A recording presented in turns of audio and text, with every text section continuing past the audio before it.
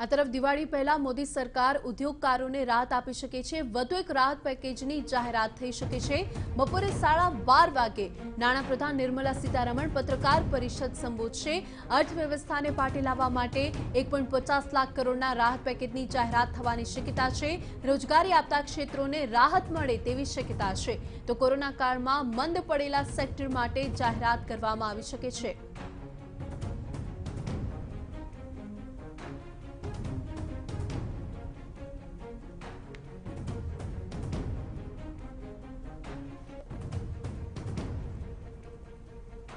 તો આજે વધુ એક રાહત પેકેજની જાહેરાત થાય તેવી શક્યતા કે જ્યાં બપોરે 12:30 વાગે નાણાપ્રધાન નિર્મલા સીતારમણ પત્રકાર પરિષદને સંબોધશે।